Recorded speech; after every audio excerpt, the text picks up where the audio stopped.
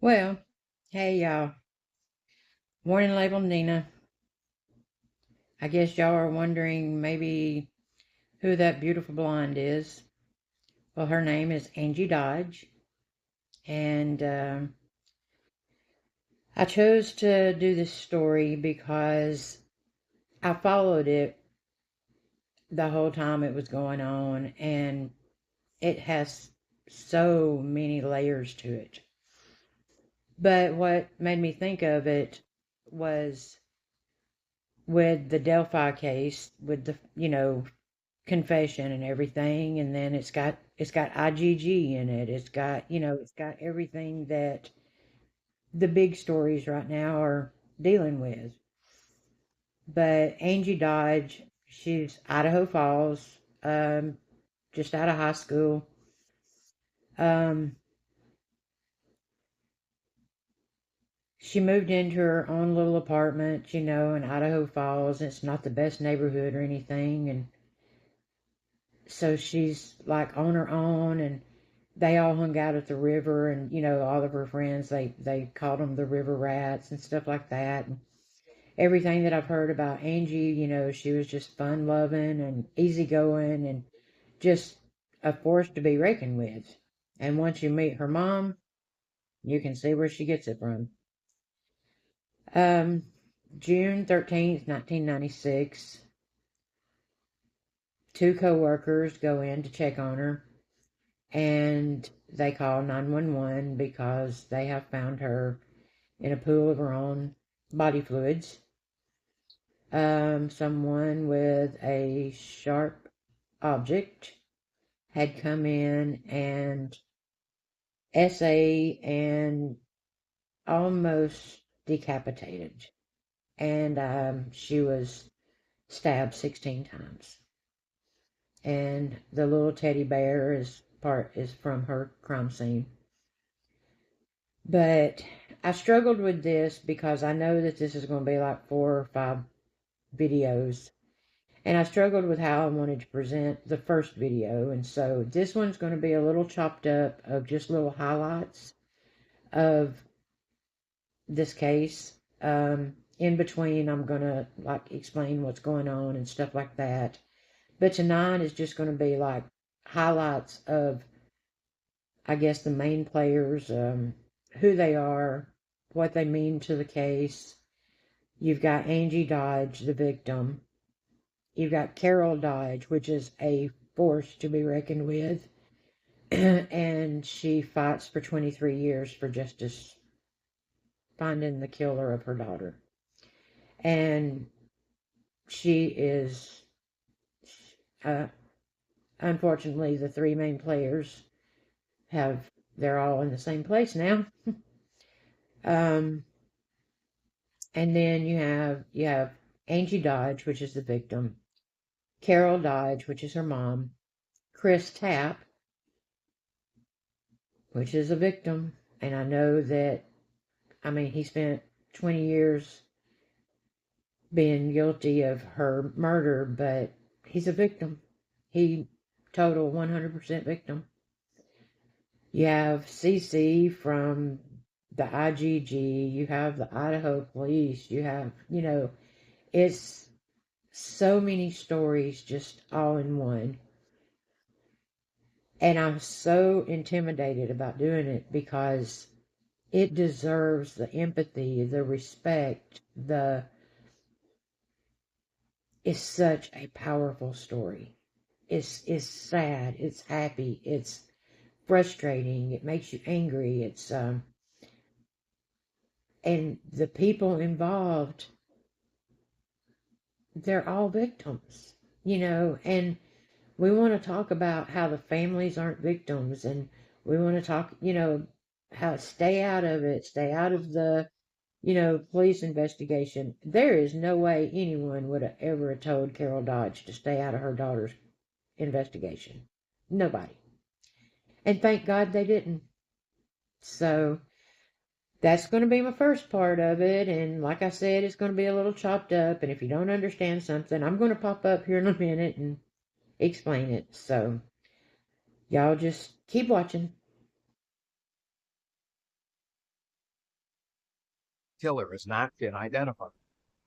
That her daughter's actual killer is not been identified. So she decides she needs to investigate it herself. Carol Dodge is a force of nature. Force of nature. She's a formidable figure, fierce, determined. I don't think Carol knows what rest means. She wants answers. She's cajoling the police, saying, come on, you've got to find something. I'd go to the police station every day. Over and over again, she would barge into the chief's office. And I say, what's happening today? IFPD got so tired of me.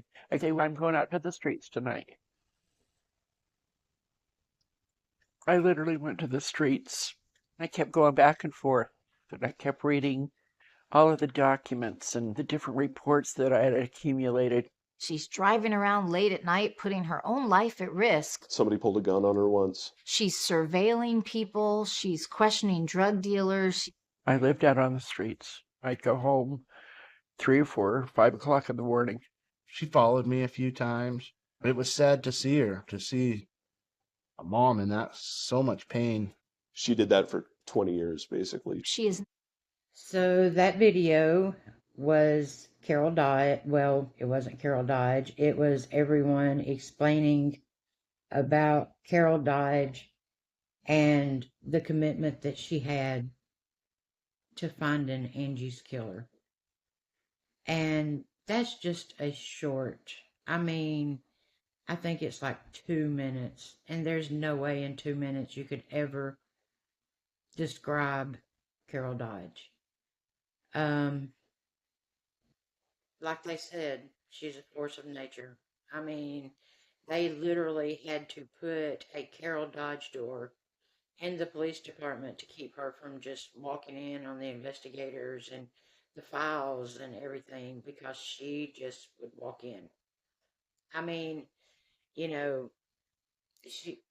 She's not rude. She wasn't rude. She wasn't, they just knew that there was no stopping her, that she was a mother on a mission, and there was not going to be any stopping her or, saying no. So they respected the dedication, the tenacity, the love of a mother.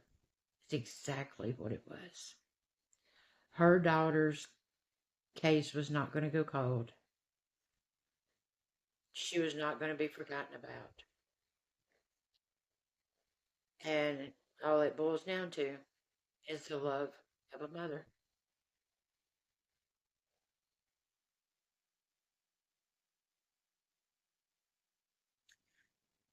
So those 2 pictures are Chris Tapp. God love his soul. And I know that anybody that doesn't know this story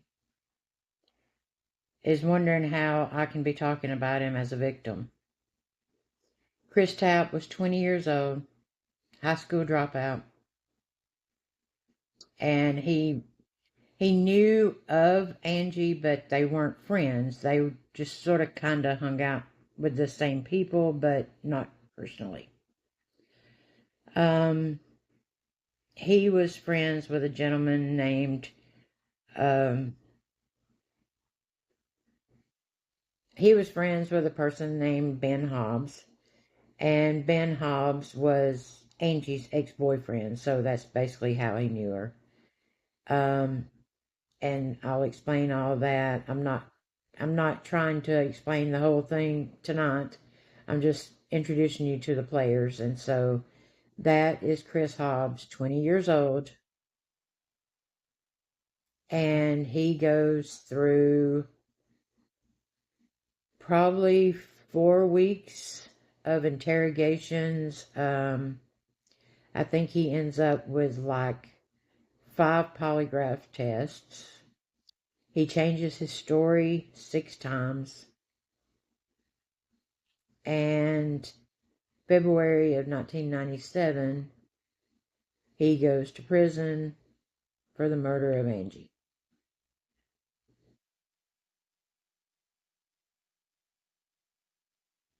Hey everyone, how are you guys doing? We're scared. We're apprehensive about what we're going to hear. So I guess we can go over it on my screen. She begins to lay out all of the work that she had done on the report. And that makes him much less likely to be the subject. Now that they only share organs, definitely not what we expect. Major problem. I'm really expecting bad news. So we're kind of sitting there listening to this, going, when is it coming? Then we might never find them. She just kept us on the edge of our seat. It was excruciating. And You're really adding a lot of drama for us on this. I'm not adding it. I'm feeling it. We've got him. Are you serious? I'm serious.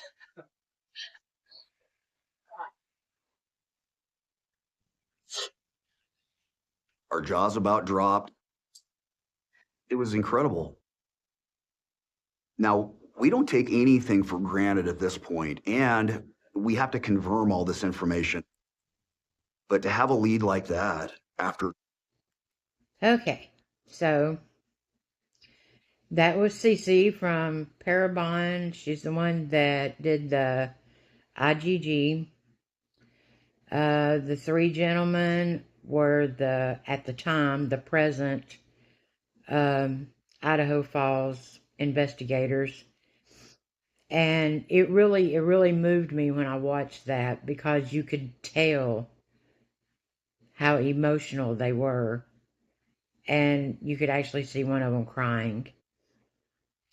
So, as you've put together, because I've said that, Chris Tapp was a victim, and the two pictures that I showed was one of the evidence of Angie's, it's the label for evidence for Angie Dodge, and then the next picture was a pubic hair.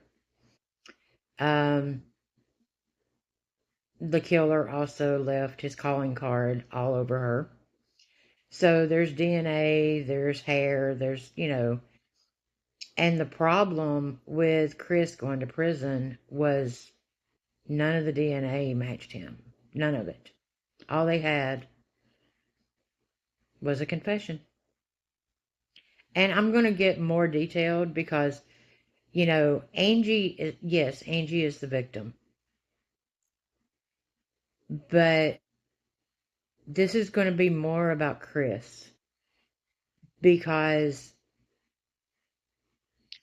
he was 100% victim also. He wasn't there. He wasn't involved. But he confessed. And it took 23 years of his life. And due to Carol Dodge, it comes out in the wash. So, I'm hoping that you'll be back next time, because I tried to figure out a way. I was like, how do I get them to come back for video number 2? So, because I'm going to get into detail. I'm going to, we're going to watch some of his interrogation videos. We're going to hear from the judges for justice. The Innocence Project. So I'm going to get into detail about everything that happened in 23 years. Like I said, tonight is just sort of an introduction, and if you've made it this far, I really do appreciate you. What a long, horrible journey Brian Drips has put us through for the past 25 years. I had an impact statement prepared, but I couldn't have said it any better than my son Todd and my son Roger said it. They said it all. The pictures that are in our mind are Angie's crime scene pictures, the way you left her. The last night I saw her, just shortly hours, Brian Drips, before you brutally killed her. She was at my house. My last words to her were, I love you. I held her in my arms. And never again did I ever be able to hold her again because of your actions, your evil actions, your selfish actions. And I can't forgive you. Ever. Like I said, Todd and Roger said it all. You have shattered our family. It may have been broken before it happened, but it is literally shattered. And there is no way to pick up the pieces ever again. You, Brian Drips, deserve eternal hell. You think your pain here on earth? You better look up at me instead of looking at that table. Because you deserve eternal hell, Brian. We have to go through 25 years of pure hell trying to find justice, looking for you.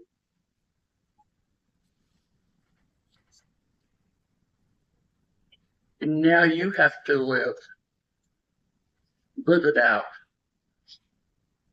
because I'll never forgive you. And Judge Teeny, it's all in your hands now, and I'm sure before you have the sentencing report in hand. Whatever you give this man is not enough. You know what's right. You know what's honorable. And if this was your child, what would you do?